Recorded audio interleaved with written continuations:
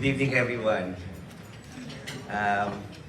From the airport, I already got so entertained by Alex, and marami na kami na pag-usapan about life, about UP, about his ordeals. I'm very proud to be here because I represent the UPAAA. Nice faces, of course, all UP. That's why it is my privilege to represent an organization that covers the entire United States. You might think that UPAAA is like the mother organization by its brand, right? But it's not. UPAAA stands side by side along with the other autonomous chapters like Houston, Los Angeles, Chicago. We do not really intend to be like the big one, but we intend to cover and get the rest of the alumni who are out there searching for belongingness because they are from UP. And my job for this term is, of course, to extend the link to show how we UP truly excel in our fields. I am from the College of Medicine. I braved the call to practice pediatrics by myself, along with the help of my wife.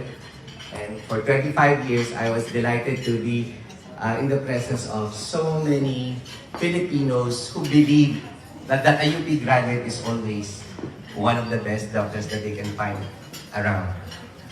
So my job tonight, of course, is twofold. First is to congratulate everyone here. But before I say anything, I would like to extend greeting to Vice Consul Tanya Guarano. And of course, ang ating dalawang naggagandahang presidente, Ruth and Tintin. I call it Tintin because we are batchmates from Colave. And good luck.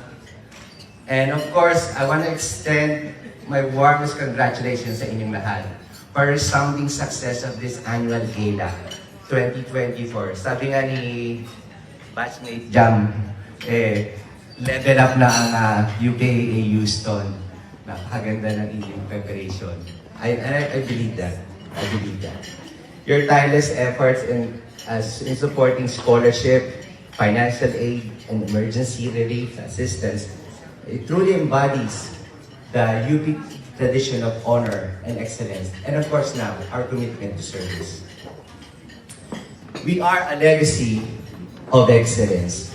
Through the years, UPAA Houston has consistently upheld its mission, fostering academic honor excellence and community engagement.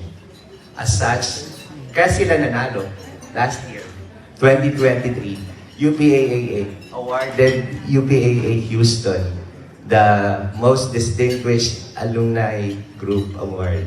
And I'm so happy to meet this group back there in New Jersey.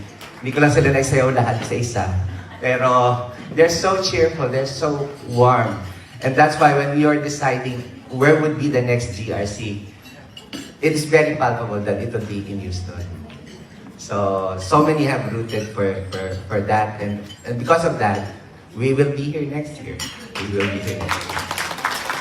As such, that is my call of unity. As we celebrate this milestone tonight, I invite you to join the UP Alumni Association in America's 23rd Biennial Grand Reunion and Convention on October 17 and 18. Dito rin po, right here in this place, Westin Galleria. Ang theme natin, of course, committing to honor, excellence, and service. How would it be different from your celebration? This celebration of the UPAAA is always highlighting the jubilarians. So every other year, we celebrate the jubilarians. So dalawang year celebrants ang ma-highlight. At the same time, yung most awaited Oblation Awards. So UPAA always recognize the distinguished alumni of so many fields or specialties along with the alumni group. So that's something to really watch out for.